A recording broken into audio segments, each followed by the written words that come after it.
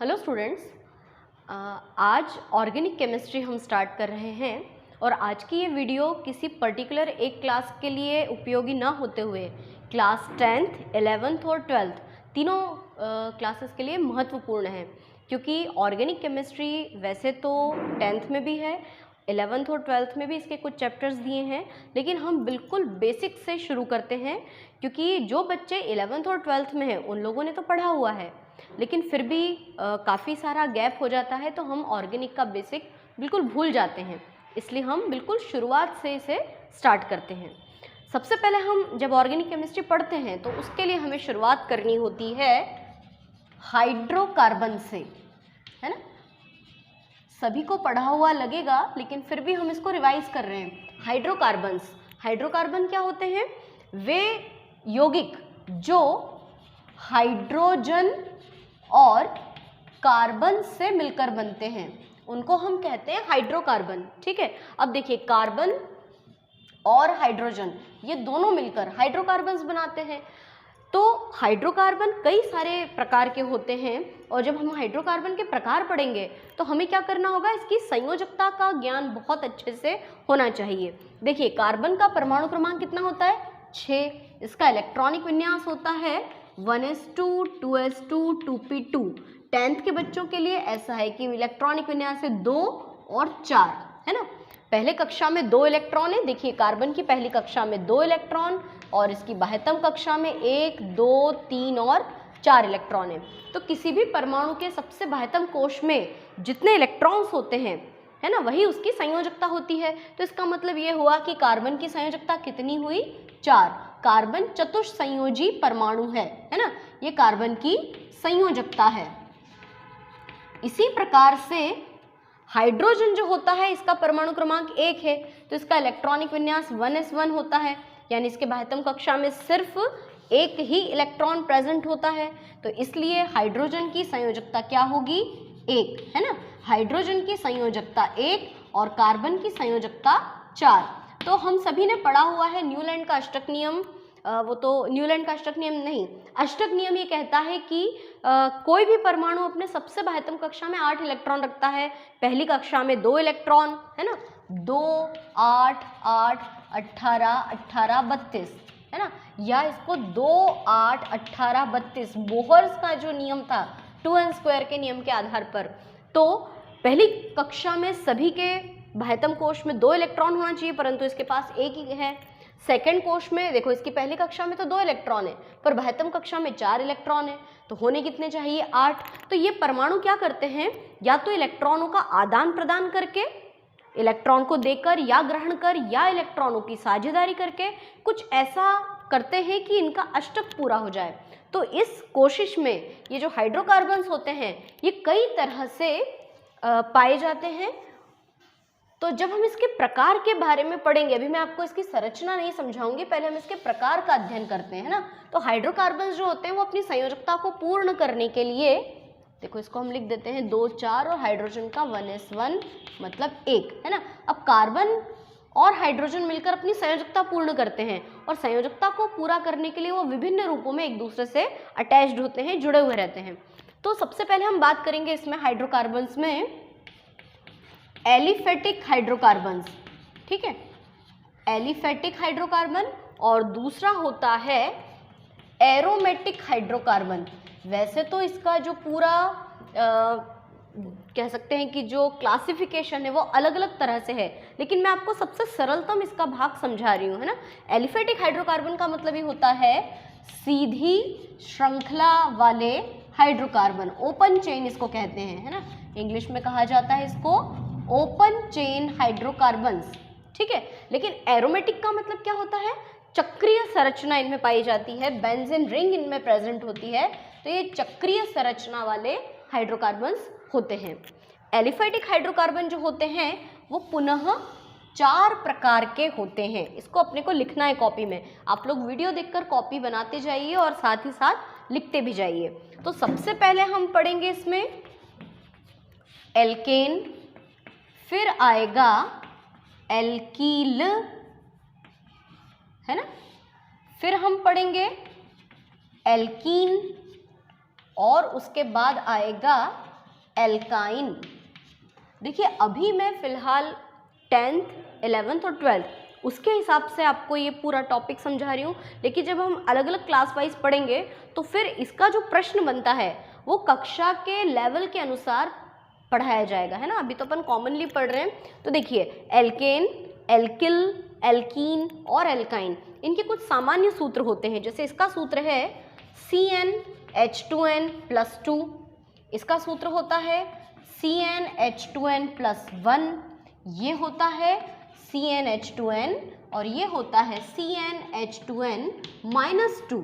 ठीक है, ये इनके सामान्य सूत्र है। अब ये CnH2n का क्या अर्थ है? तो देखिए C इंटू N, H2 मतलब H2n+2, C into N, N के स्थान पर हमको मान रखना है 1 2 3 4 5 6 7 8 10 तक, है ना। तो Cn हाइड्रोजन में N का गुणा और फिर उसमें 2 का योग करना है। तो इस तरह से एल्केन्स आएंगे, फिर एल्किल, एल्कीन और एल्काइन। फिर एक और इनमें मुख्य डिफरेंस ये है, इसे 4 कॉलम बनाना, आप लोग भी अपनी कॉपी में इसको हम यहाँ तक लिखेंगे, है ना। एल्केन्स जो होते हैं ना, इनके नाम के अंत में N का उच्चारण होता है। इनका अनुलग्न जो नाम के पीछे लगाए जाते हैं उनको अनुलग्न कहते हैं, N। इनके नाम के अंत में इल, इनके नाम के अंत में इन और इनके नाम के अंत में आइन आता है ना। फिर जब हम इनकी संयोजकता और जब इसकी संरचना भी पढ़ लेंगे तब हमको एक बात समझ में आएगी कि जो एल्केन होते हैं ना वो संतृप्त हाइड्रोकार्बन्स हैं, सैचुरेटेड हाइड्रोकार्बन्स, जबकि अंत के ये तीनों हैं, ये जो तीनों हैं ना, इन तीनों को हम कहते हैं असंतृप्त हाइड्रोकार्बन यानी अनसैचुरेटेड हाइड्रोकार्बन।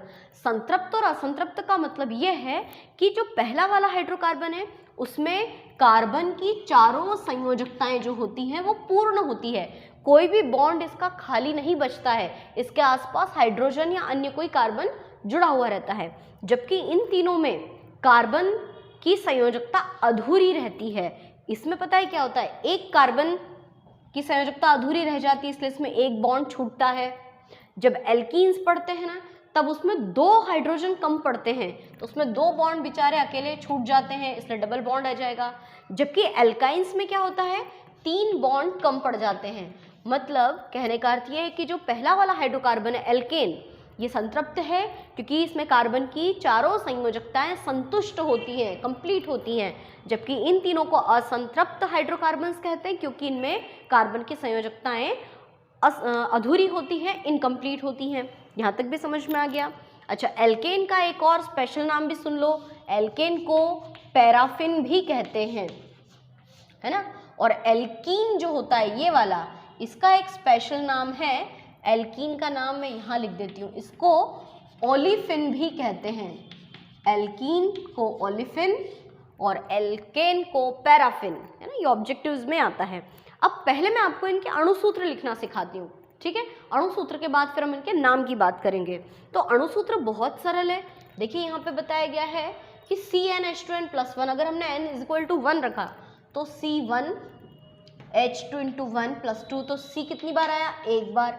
H कितनी बार आएगा, 2 एकम 2, 2 और 2 4, CH4।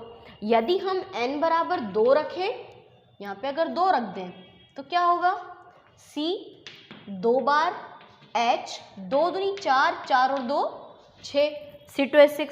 अगर n के स्थान पे हम 3 रखें तो यहाँ पे 3 कर दो, तो C कितनी बार आया, 3 बार, है ना। और H कितनी बार आएगा, H आ जाएगा आपका 2 3 6, 6 और 2 8। अब ज़रा ध्यान से देखिए कि कार्बन 1 2 3 4 5 6 कंटिन्यूसली बढ़ेंगे, पर हाइड्रोजन 4 और 2 6, 6 और 2 8, 8 और 2 10, ऐसे 2-2 करके बढ़ते जाते हैं। चलिए देखते हैं हम ध्यान से, है ना। तो कैसे देखेंगे हम यहाँ पर, सबसे पहले यहाँ पर देखेंगे हम CH4, ये पहला सूत्र है। फिर दूसरा C2H6, तीसरा C3H8, अगला क्या आ जाएगा C4H10, C5H12, C6H14। अब मैं चाहूँगी कि ये पूरा कंप्लीट आप लोग अपनी कॉपी में करें, ठीक है। C6H14 पे मैंने रोक दिया है, ठीक है ना। अब इसके नाम की बात करते हैं। ये तो अणुसूत्र हुआ, इनके नाम के लिए हमें कुछ अनुलग्न तो जैसे एन है, इल है, इन और आइन, नाम के पहले जो आते हैं उनको बोलते हैं पूर्व लग्न। तो इनके लिए कुछ गिनती है,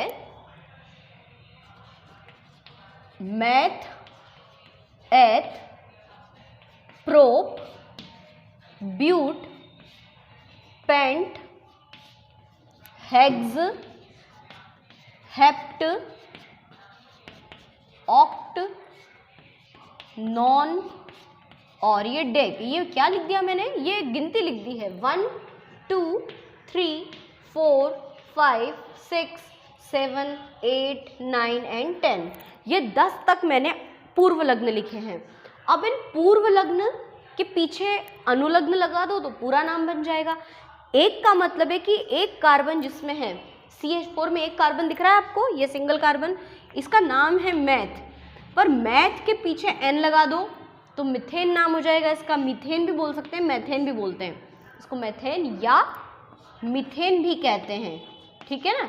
ये बन गया आपका मेथेन। C2H6 2 कार्बन है, क्या हो जाएगा, एथेन।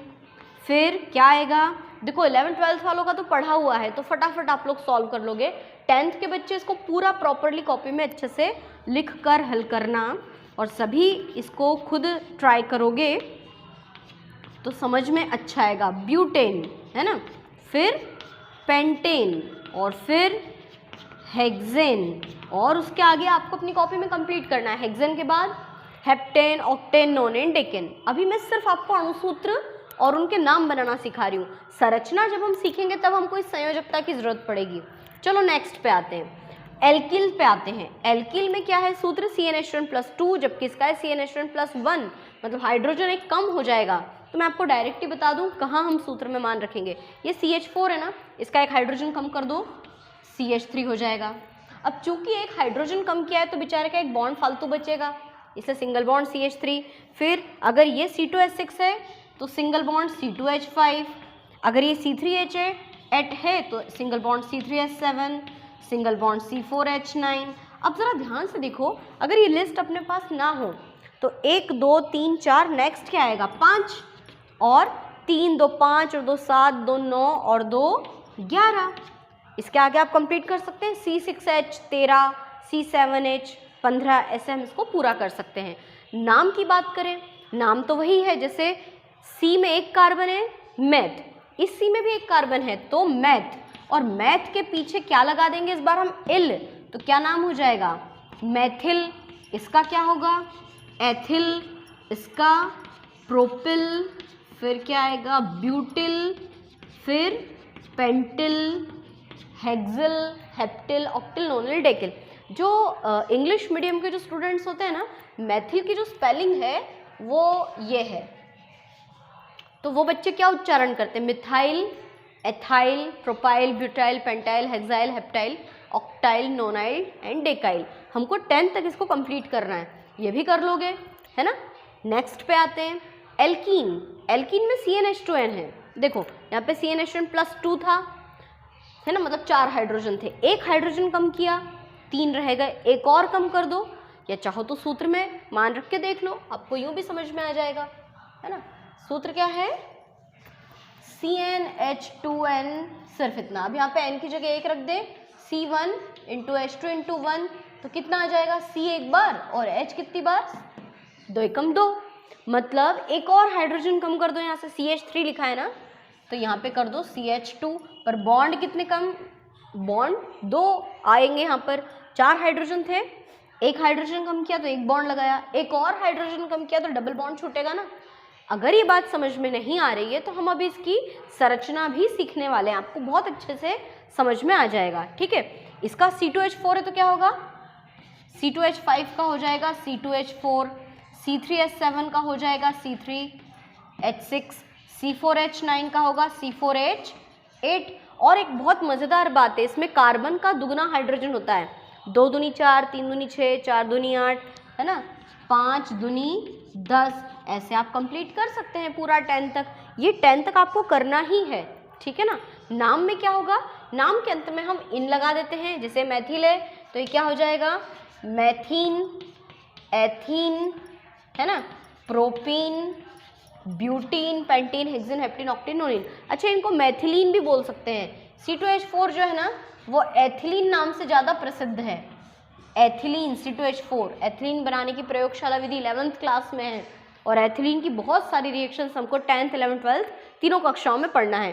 तो इनको मैथिन, एथिन, प्रोपिन, ब्यूटीन, पेंटीन भी कहते हैं, या मैथिलीन, एथिलीन, प्रोपिलीन, ब्यूटिलीन भी कहते हैं। अब आता है नेक्स्ट एल्काइन। इस बार क्या होगा कि इसमें 2 हाइड्रोजन हमको कम करने पड़ेंगे। अभी तक तो हम एक हाइड्रोजन कम कर रहे थे, लेकिन अब इसमें 2 हाइड्रोजन कम करेंगे। पर पहला वाला जो सूत्र है ना वो इसका अपवाद है। पहले वाले का सूत्र बनता है ट्रिपल बॉन्ड CH, क्योंकि कार्बन में 4 हाइड्रोजन है।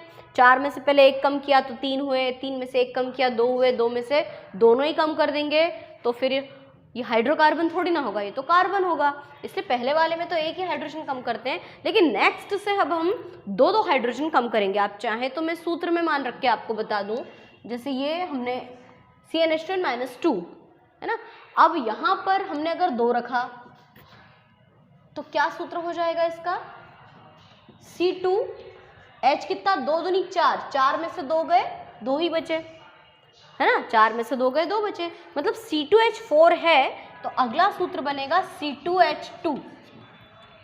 डायरेक्ट 2 हाइड्रोजन कम करना है। अभी तक तो हम 1 हाइड्रोजन कम कर रहे थे, पर अब 2 हाइड्रोजन हमको कम करना होगा। फिर क्या आएगा, C3H6 का C3H4, फिर C4H6। आपको 8 में से 2 हाइड्रोजन कम करना है, 10 में से 2 हाइड्रोजन कम करना है, और इनके नाम के अंत में आइन आ रहा है। तो नाम के अंत में आइन आ रहा है, इसलिए इसका पूरा नाम क्या बन जाएगा, ये हो जाएगा आपका मेथाइन, ये क्या होगा एथाइन, ये वाला प्रोपाइन, फिर ब्यूटाइन, पेंटाइन। समझ गए अच्छी तरह से। अच्छा, जो एथाइन है ना इसका एक स्पेशल नाम है, इसको एसिटिलीन नाम से ज़्यादा जाना जाता है। ये स्पेशल नाम हमको याद रखना है। जैसे C2H4 को एथिलीन भी कहते हैं, वैसे C2H2 को एसिटिलीन नाम से भी जाना जाता है। ये बिल्कुल क्लियर हुआ, आपको अच्छी तरह से समझ में आ गया। अब चलिए हम इनकी संरचना बनाना सीखते हैं। ये पूरा चार्ट आपको अपनी कॉपी में कंप्लीट करना है, और वो जो एरोमेटिक वाला पोर्शन बचा है वो हम बाद में पढ़ेंगे, क्योंकि जब तक ये एलिफेटिक अच्छे से समझ में ना आ जाए हम नेक्स्ट वाले पे अभी नहीं आ सकते हैं। तो हम शुरू करते हैं इनकी संरचना। चलिए, तो अब हम शुरू करते हैं इन हाइड्रोकार्बन की संरचना। संरचना समझने के 2 तरीके हैं, या तो हम directly single bond, double bond, triple bond को समझे, या जो मैंने आपको 40 सूत्र अपनी कॉपी में कंप्लीट करवाए हैं, आप सबकी कॉपी में कंप्लीट हो ही चुका होगा ये 40 सूत्र। तो हम इन 40 सूत्रों की प्रैक्टिस करेंगे ना, तो आपको आगे जब हम क्रियात्मक समूह और IUPAC नाम बनाना सीखेंगे उसमें बहुत मदद मिलेगी। तो मैं चाहूँगी कि आप अपने 40 सूत्रों को ही कॉपी में कंप्लीट करें, है ना। प्रैक्टिस करने से आप उस चीज़ में परफेक्ट हो जाते हो, ठीक है। तो हम पहले शुरू करते हैं एल्केन से। मैं आपको 2-2, 3-3 एग्जाम्पल्स बता रही हूँ सभी के। एल्केन का अणु सूत्र था CnH2n+2, जिसका सबसे पहला सूत्र था CH4, जिसको हम मीथेन कहते हैं, है ना। पूरी व्यवस्थित तरीके से अच्छे से कॉपी बनाओगे ना, अगर 10th क्लास से आपने व्यवस्थित कॉपी बना ली तो वो कॉपी आपको 10th के साथ साथ 11th, 12th क्लास में भी बहुत फ़ायदा देगी, है ना। 11th के बच्चों को नेक्स्ट ईयर फ़ायदा मिलेगा, और 12th के बच्चे सोचेंगे कि हमको तो ये सब आता है लेकिन प्रैक्टिस करने में क्या जाता है ना। तो चलिए देखते हैं। सबसे पहले कार्बन, कितनी संयोजकता है कार्बन की, 4। कैसे, मैंने अभी बताया आपको कि कार्बन का परमाणु क्रमांक 6, इलेक्ट्रॉनिक विन्यास 2, 4, यानी कार्बन के बाह्यतम कक्षा में 4 इलेक्ट्रॉन्स हैं। या तो हम इसको ऐसे बताएं या फिर हम इसको ऐसे भी बता सकते हैं, ठीक है ना। कार्बन से कुल कितने जुड़े हैं हाइड्रोजन, 4 हाइड्रोजन। तो ये देखो 1, 2, 3 और 4। इसको मैं आपको सहसंयोजक बंध के माध्यम से भी समझा दूं, जो हमने 11th में भी पढ़ा है। कार्बन के पास 4 इलेक्ट्रॉन है, और प्रत्येक हाइड्रोजन के पास कितने इलेक्ट्रॉन है, हाइड्रोजन का परमाणु क्रमांक कितना है, 1, तो उसके बाह्यतम कक्षा में 1 इलेक्ट्रॉन है। अभी स्टार्टिंग में मैंने बताया था कि सारे तत्व ये चाहते हैं कि भैया उनका पहले कोश में 2 इलेक्ट्रॉन तो कम से कम हो, तो बेचारे हाइड्रोजन का तो पहला ही कोश अधूरा है, उसके पहले कोश में 1 इलेक्ट्रॉन है, वो चाहता है कि मेरे पास 1 और इलेक्ट्रॉन आ जाए। ऐसे ही कार्बन इसका पहला कोश तो कंप्लीट है, परंतु दूसरे कोश में 4 ही इलेक्ट्रॉन है। वो चाहेगा कि मेरे पास काश 4 और आ जाएं, तो 4 और 4 मिलकर 8 हो जाएंगे। तो ये सब आपस में मिलकर क्या करते हैं, इलेक्ट्रॉनों की साझेदारी। ये मैंने क्या किया, हाइड्रोजन के इलेक्ट्रॉनों को क्रॉस चिन्ह से शो किया। तो साझेदारी कैसे होती है, इलेक्ट्रॉनों का साझा, आपस में शेयरिंग होती है ना। अब ये देखो, ये जो कार्बन, ये जो चारों हाइड्रोजन है, इन सबके पास अपने एक एक इलेक्ट्रॉन थे और एक एक साझेदारी कार्बन के साथ हुई। कार्बन क्या करेगा, ये देखिए खुद के 4 इलेक्ट्रॉन और पड़ोसी 4 हाइड्रोजन के साथ में ये साझेदारी करता है, और इनके बीच बना ये जो बंध है ये सहसंयोजक बंध कहलाता है, ये सिग्मा बंध कहलाता है, और इसकी स्ट्रक्चर ऐसी होती है। तो अपन अभी जो 40 सूत्र की प्रैक्टिस करने वाले हैं, सबको इस तरह से सीखेंगे तो बहुत टाइम लगेगा, मैं आपको इसलिए इसको डायरेक्टली बता रही हूँ। तो CH4 को हम ऐसे भी लिख सकते हैं, ठीक है, समझ में आया। ये होता है इसका संरचना सूत्र। अब सेकंड आता है नेक्स्ट। अब देखो मेरे पास तो वो लिस्ट गायब हो गई, आप लोग की तो कॉपी में लिखा है, हम सेकंड सूत्र हमको याद नहीं है, लेकिन हम उसको बनाने की तो कोशिश कर सकते हैं। कार्बन तो क्रम से बढ़ेगा 2, और हाइड्रोजन हर बार 2 दुगने होंगे, 4 और 2 दुगने का मतलब 2 और प्लस होंगे, C2H6। इसका नाम है एथेन। ये कैसे बनाएं, तो एथेन में कितने कार्बन है भाई, 2 कार्बन, 1 और 1 2, ठीक है। एक कार्बन की बाह्यतम कक्षा में कितने इलेक्ट्रॉन है, 1 2 3 4। दूसरे कार्बन की बाह्यतम कक्षा में भी कितने इलेक्ट्रॉन है, 4 इलेक्ट्रॉन है सबके पास। हाइड्रोजन कितनी बार है, 6 बार, है ना। देखिए हर संरचना को ऐसे समझेंगे तो टाइम ज़्यादा लगेगा, इससे बहुत ही बढ़िया तरीका ये है कि हम कार्बन के बाह्यतम कोश में 4 इलेक्ट्रॉन बना दें, 4 बंध लगा दें। इसके 4 बंध कंप्लीट हो गए, इसके एक ये कॉमन आ गया, 1 2 3 4, ठीक है। अब हाइड्रोजन कितने इसके पास में, 6, 1 2 3 4 5 6। देखो कोई भी बंध छूट रहा है क्या, नहीं, सबके सब कंप्लीट है, इसीलिए तो हम इसको संतृप्त हाइड्रोकार्बन कहते हैं, है ना। अब ये जो है ना इसका संरचना सूत्र है, या इंग्लिश में इसको कहते हैं स्केलेटल फॉर्मूला, कंकाल सूत्र, कंकाल बना दिया हमने इसका, है ना। अब इसका हम एक युक्ति सूत्र बनाते हैं। ये क्या चीज़ है, ये कहलाता है अणु सूत्र। ये पूरा क्या है, ये कहलाता है कंकाल सूत्र, है ना, स्केलेटल फॉर्मूला। और अब हम बनाते हैं इसका युक्ति। युक्ति मतलब कि अटैच करने के बाद में कैसे बनाएंगे, देखो कार्बन, ये सिंगल कार्बन है, ठीक है ना।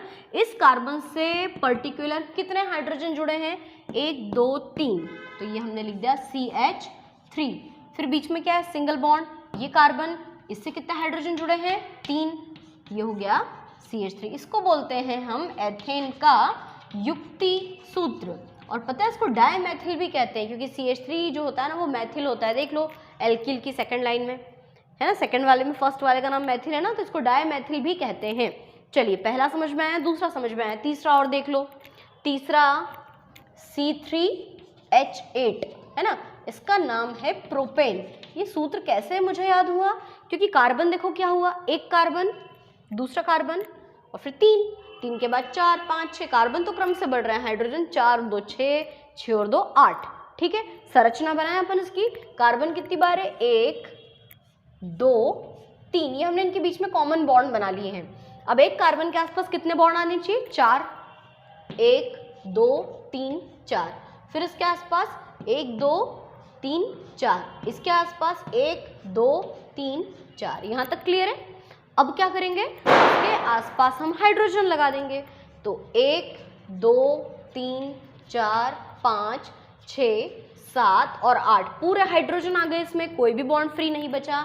ये अणु सूत्र, ये कंकाल सूत्र, है ना। और अब आता है युक्ति सूत्र। तो युक्ति सूत्र में 1 कार्बन, इस कार्बन से कितने हाइड्रोजन जुड़े हैं, 3, CH3, सिंगल बॉन्ड, इस कार्बन से कितने हाइड्रोजन जुड़े हैं, 2, CH2, और इस कार्बन से कितने हाइड्रोजन जुड़े हैं, 3, ये हो गया आपका प्रोपेन। अच्छा पता है इसको नॉर्मल प्रोपेन भी कहते हैं, N प्रोपेन। N का मतलब क्या होता है, लंबी श्रृंखला वाला हाइड्रोकार्बन, सीधी श्रृंखला, एकदम सीधा है ना, तो इसको नॉर्मल प्रोपेन भी कहते हैं। एक उदाहरण और बताती हूँ मैं आपको, उसके बाद आपको खुद को प्रैक्टिस करनी है ना, और फिर मैं नेक्स्ट बताऊंगी आपको। तब तक आप लोग तब तक आगे मत बढ़ना जब तक कि आपके पूरे 10 कंप्लीट ना हो जाएं, है ना। अगला आएगा C4H10। ब्यूटेन। ठीक है, ये क्या चीज़ है? ब्यूटेन। कैसे बनाएंगे? 1 2 3 4, 4 कार्बन लिख दिए मैंने, 4 कार्बन है ना, 1 2 3 4, सबके बीच में बॉन्ड लगा दिया। अब एक कार्बन के आसपास कितने बॉन्ड आने चाहिए? 4, तो एक तो है 2 3 4, 1 2 3 4 कंप्लीट। इसके आसपास कितने? 1 2 3 4, इसके आसपास 1 2 3 4, इसके आसपास 1 2 3 और 4, और इसके सभी के हाइड्रोजन्स को हम कंप्लीट कर लेते हैं। ठीक है ना। अब इसको कैसे लिखेंगे युक्ति सूत्र के रूप में? तो C एक बार है, इस C से 3 हाइड्रोजन जुड़े हैं, फिर सिंगल बॉन्ड ये एक C, इससे कितने? 2 हाइड्रोजन जुड़े हैं, फिर ये कार्बन, इससे कितने? 2 हाइड्रोजन, और इससे 3 हाइड्रोजन जुड़े हैं। तो ये बन गया आपका नॉर्मल ब्यूटेन। ठीक है, इसको हम नॉर्मल ब्यूटेन भी लिखते हैं। अब मैं तो इस वीडियो में आपको अगली चीज़ समझाऊंगी, लेकिन आप अपनी इस वीडियो को यहीं पे स्टॉप कर दीजिए और ब्यूटेन के आगे pentane, hexane, heptane, octane, नोनेन, decane सब कुछ कंप्लीट करके इसकी प्रैक्टिस कीजिए। प्रैक्टिस करोगे तो आपको बहुत आप फास्ट अगला काम कर पाओगे। ठीक है ना। अब मैं आपको सिखाती हूँ डबल बॉन्ड कैसे बनाए जाते हैं, है ना। एल्किल्स जो होते हैं, एल्कील, एल्काइन, उनको हम कैसे समझेंगे? देखिए,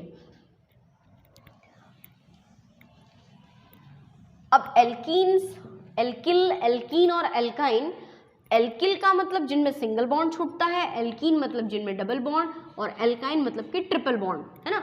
इन तीनों को हम चाहे तो एक साथ भी पढ़ सकते हैं। जैसे मैं आपको एल्किल के बारे में अगर बताऊं, वैसे अलग से ये नहीं पूछा जाता है क्योंकि ये हमेशा क्रियात्मक समूह के साथ में यूज होते हैं। जैसे मैंने लिखा सिंगल बॉन्ड CH3, इसको हम क्या कहेंगे?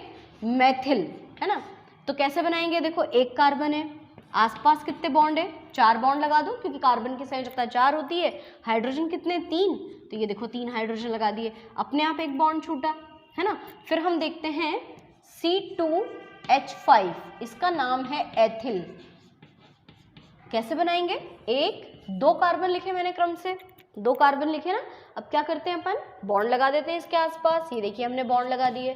हाइड्रोजन कितने? 5 बार, 1 2 3 4 5। अब कोशिश करोगे यहीं से बॉन्ड लगाने की, तो हमेशा यहाँ पे बॉन्ड छूटेगा, और जो यहाँ बॉन्ड छूटेगा वो इस कॉर्नर पे हमको शो करना है। ये छूटा हुआ बॉन्ड है, यहाँ लिखा है ऐसे सिंगल बॉन्ड, है ना। और फिर कैसे लिखोगे इसको आप?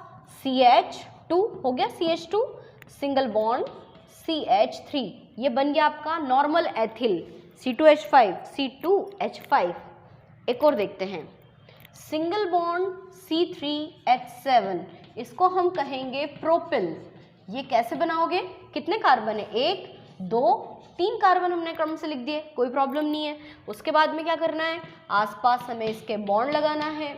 हाइड्रोजन कितने हैं? कुल 7 बार, तो 1 2 3 4 5 6 7, है ना, 7 बार हो गए हाइड्रोजन। अब इसको सरल करके कैसे लिखोगे आप? इस बॉन्ड को सामने लगा दो, single bond CH2, single bond CH2, single bond CH3। अगर आपने बॉन्ड यहाँ से लगाना शुरू न करके हर कहीं से लगाया, मान लो यहाँ बॉन्ड छूटता है या यहाँ बॉन्ड छूटता है, तो फिर वहाँ पे अपने को ऐसा बॉन्ड शो करना होगा। हम तो कोशिश करते हैं कि एक समानता से काम चलने दे। प्रोपिल तक हुआ, एक ब्यूटिल और देख लो, C4H9 ब्यूटिल, है ना, सिंगल बॉन्ड ब्यूटिल। कैसे बनाओगे? 1 2 3 4, आसपास 4 बॉन्ड लगा दो। चलो इस बार मैं हर कहीं से छोड़ के बताती हूँ आपको, है ना। 1 2 3 4 5 6 7 8 9, कहीं से भी मर्जी हुई वहाँ से हमने जोड़ दिया, 9 हाइड्रोजन। अब हमको दिख रहा है कि यहाँ पर बॉन्ड छूटा है, इसका युक्ति सूत्र कैसे बनाएंगे? ये क्या लिखा हमने? सबसे पहले क्या है? CH3, फिर क्या है? सिंगल बॉन्ड C, ये बॉन्ड ऊपर लगा हुआ है जिस पर कुछ भी नहीं है, और नीचे लिखा है CH, तो इस CH को पास में भी लिख सकते हैं। फिर क्या लिखा है देखो ज़रा, CH2, और फिर क्या लिखा है? CH3। मतलब आपका ये जो बॉन्ड छूटा हुआ है, ये जिस भी कार्बन पर छूटे वहाँ पर उसको आपको अलग से शो करना है, चाहे वो इधर होगा इधर होगा, पीछे भी हो सकता है, आगे भी हो सकता है। समझ में आया? तो आप लोग इस एल्किल की भी प्रैक्टिस कर लेना। एल्केन्स और एल्किल में क्या डिफरेंस दिखा हमको? एल्केन में तो सभी कार्बन की जो सभी संयोजकताएं होती हैं वो संतुष्ट होती हैं, इसके आसपास हाइड्रोजन प्रेजेंट होते हैं, परंतु एल्किल में क्या होता है, हर बार एक हाइड्रोजन की कमी हो जाती है और एक बॉन्ड छूटता है। तो क्या आप, मैंने तो सिर्फ 4 बताए हैं, आप इसकी पूरी 10 तक की प्रैक्टिस करेंगे कॉपी में? वीडियो को यहीं पर रोककर पूरे 10 तक बना लीजिए, है ना। और आगे बढ़ते हैं अपन। अब हम सीखते हैं एल्किन।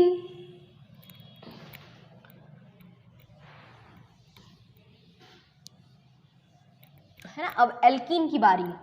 एल्कीन्स जो होते हैं ना,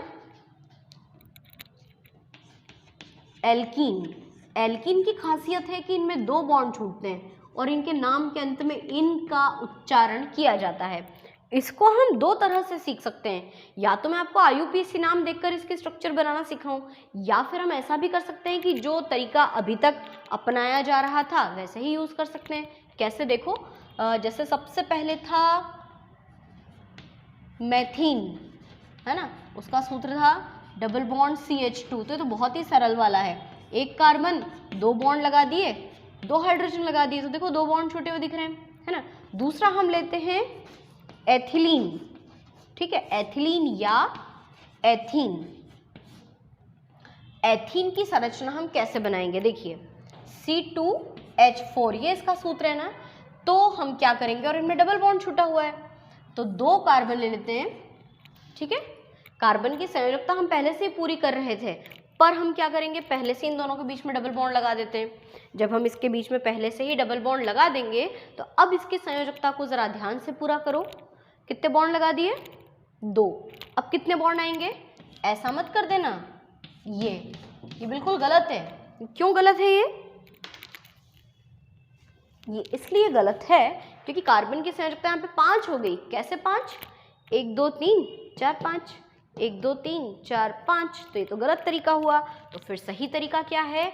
सही तरीका ये है कि 2 कार्बन लिखो, उनके बीच में डबल बॉन्ड लगा दो और फिर संयोजकता को ध्यान से गिन के पूरा करो। 1 2 3 4, 1 2 3 4 कहीं भी लगा दो, पर 4 से ज़्यादा बॉन्ड नहीं होना चाहिए। हाइड्रोजन कितने हमारे पास में? 4।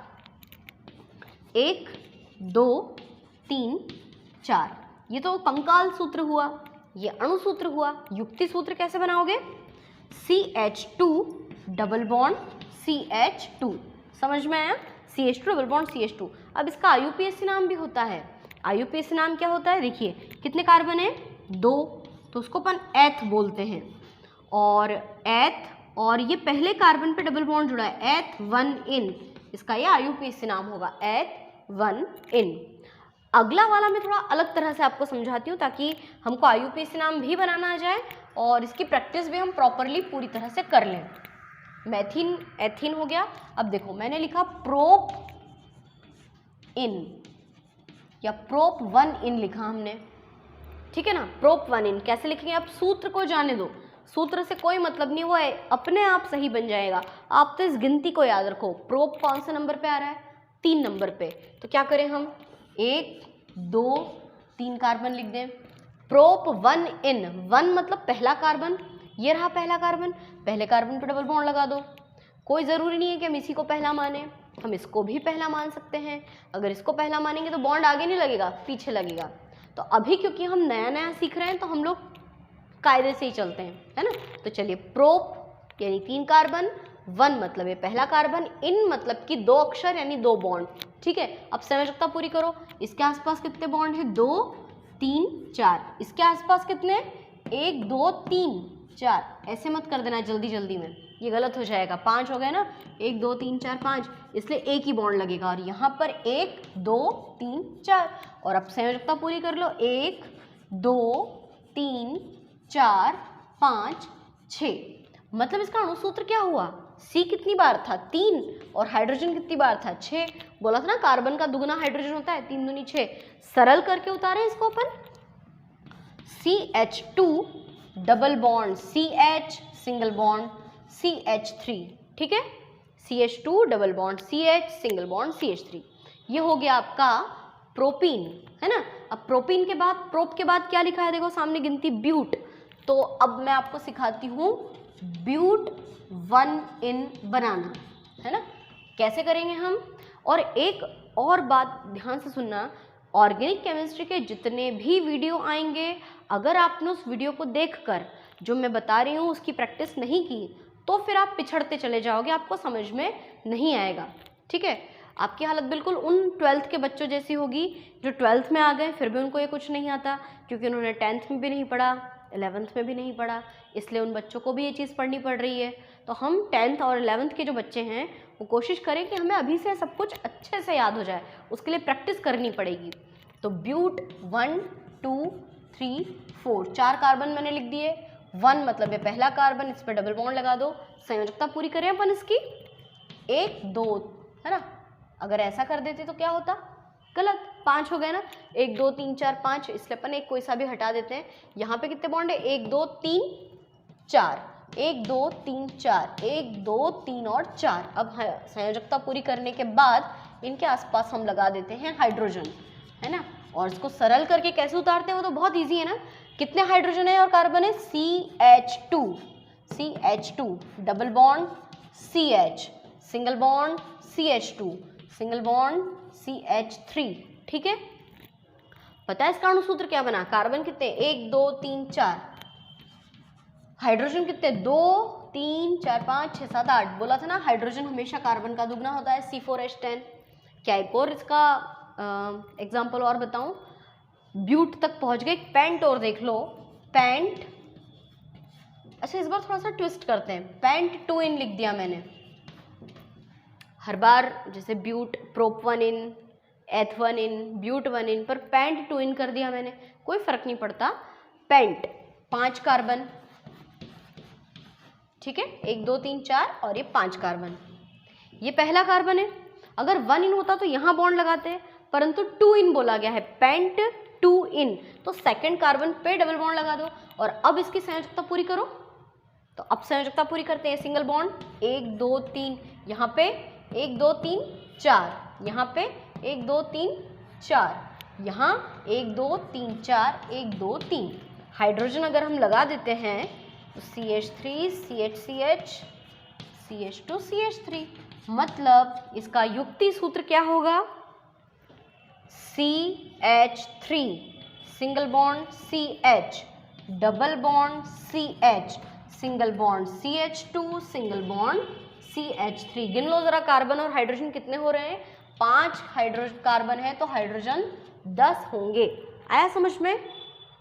तो एल्कीन्स मैंने आपको 5 बता दिए, आपको इसे 10 तक कंप्लीट करना है, मतलब पेंटीन, हेक्सिन, हेप्टिन, ऑक्टेन, नॉनिन और डेकिन, ये ऐसे पूरे 10 तक आपको कंप्लीट करना है। तो अब आपके 30 सूत्र कंप्लीट हो जाएंगे। और अब एक अंत में बचा हुआ है एल्काइन, उसको भी हम देख लेते हैं कि एल्काइंस की प्रैक्टिस कैसे की जाती है। एल्काइंस बहुत सिंपल है, बहुत सरल है, बस आपको कार्बन की संयोजकता को स्पेशली याद रखना होगा। अब एल्काइंस जो होते हैं, है ना, एल्काइन की विशेष बात कि इनमें ट्रिपल बॉन्ड छूटता है, तो इसलिए इनके अंत में आइन लगाते हैं, है ना। तो मैथाइन जो होता है ना, वहाँ से तो हम स्टार्ट कर ही नहीं सकते क्योंकि मैथ में एक ही कार्बन होता है और 4 बॉन्ड होते हैं, ये ऐसी स्ट्रक्चर होगी, है ना। अपन एथाइन से शुरू करते हैं, एथ 1 आइन, बहुत सरल है। एथ यानी 2 कार्बन, अच्छा 2 कार्बन है ना, दोनों के बीच में आइन, कितने अक्षर हुए, आ ई न, 3 अक्षर 3 डंडे, तो एक तो है 3 बॉन्ड लगा दो, टोटल 3 बॉन्ड दोनों कार्बन के बीच में। अब कार्बन की संयोजकता कितनी होती है, 4, यहाँ पे कितने 1 2 3 4, यहाँ पर भी 1 2 3 4। अब क्या करेंगे, इधर भी H लगा देंगे, इधर भी H लगा देंगे, तो ये बन गया आपका एथाइन। इसका सरल रूप क्या होगा, इसको ऐसे भी लिख सकते हैं CH ट्रिपल बॉन्ड CH, पर सही एग्जैक्टली सही तरीका ये है ना। और इसका अणुसूत्र क्या बना, C2H2, ये बन गया आपका एथाइन। और इसी का एक स्पेशल नाम मैंने आपको बताया है, इसको एसिटिलीन भी कहते हैं। पता है एग्जाम में बोलते हैं कि एसिटिलीन का IUPAC नाम और संरचना सूत्र बनाओ, तो ये जो अपन लिखते हैं ना, ये IUPAC नाम है। IUPAC नाम देखकर सूत्र बनाना बहुत सरल होता है, परंतु जो स्पेशल नाम होते हैं उससे IUPAC नाम याद आना काफ़ी कठिन होता है। पर याद रखना कि एसिटिलीन इसको बोला जाता है। चलो आगे बढ़ते हैं। एथाइन हुआ, अब एथ के बाद क्या आता है? प्रोप। प्रोप 1 आइन। प्रोप 1 आइन हम कैसे बनाएंगे? प्रोप यानी 1 2 3 कार्बन, 1 मतलब पहला कार्बन, ये रहा पहला कार्बन, ठीक है। इस पे 3 अक्षर दिए हैं, मतलब 3 बॉन्ड लगा दो, संयोजकता पूरी करें। फ्लो में ऐसे मत कर देना, ऐसे ऐसे ऐसे ऐसे, तो गलत है। क्या गलती की? 1 2 3 4 5 6, 1 2 3 4 5 6, ऐसा बिल्कुल नहीं करना है। कार्बन की संयोजकता कितनी होती है? 4, 4 से ज़्यादा नहीं, 4 से कम नहीं, ठीक है। तो 3 कार्बन हमने लिखे, फर्स्ट कार्बन पे ट्रिपल बॉन्ड लगाया, संयोजकता को ध्यान से गिनते हैं, 1 2 3 4, यहाँ पर 1 2 3 4, इसकी कंप्लीट है। फिर से देखो, 1 2 3 4 कंप्लीट है ना, कोई बॉन्ड नहीं लगेगा, और यहाँ पे सिंगल बॉन्ड है तो यहाँ लगा देंगे हम 3 बॉन्ड। तो 1 H 2 3 और 4, मतलब इसका अणुसूत्र क्या बना? C2 नहीं C3H4 है ना, C3H4 इसका अणुसूत्र बना। सरल करके कैसे उतारोगे? CH triple bond C single bond CH3 बन गया आपका प्रोपाइन, 1 प्रोपाइन या प्रोप 1 आइन। एक और देखो, ब्यूट 2 आइन बता दो इस बार, ब्यूट 2 आइन कैसे बनाएंगे? कुछ नहीं, 1 की जगह 2 पे लगा देंगे इस चीज़ को, कोई फर्क नहीं पड़ता। देखिए ब्यूट यानी 4 कार्बन है ना, दूसरा कार्बन कौन सा है? ये पहला है, तो ये दूसरा, दूसरे पे लगा दो ट्रिपल बॉन्ड है ना, 3 अक्षर है तो ट्रिपल बॉन्ड। संयोजकता पूरी करें अपन इसकी, तो यहाँ पे 3 बॉन्ड आ जाएंगे। यहाँ पे देखना जरा ध्यान से, 1 2 3 4, इसकी संयोजकता पूरी है, इसकी 3 इधर 1 इधर, इसकी भी पूरी है, इसकी 1 ही है। तो क्या कर देंगे हम, 3 बॉन्ड लगा दिए। अब यहाँ पर हमने लगाया हाइड्रोजन, ऐसे सरल करके उतारे तो CH3, ये हो गया CH3, single bond C, triple bond C, single bond CH3। अणुसूत्र क्या बना भाई इसका? C4, और H कितना है? 3 और 3 6, C4H6। तो अणुसूत्र से कोई फर्क नहीं पड़ता हमको ये बताने की भी ज़रूरत नहीं कि इसका सूत्र ये है, बना के बताओ।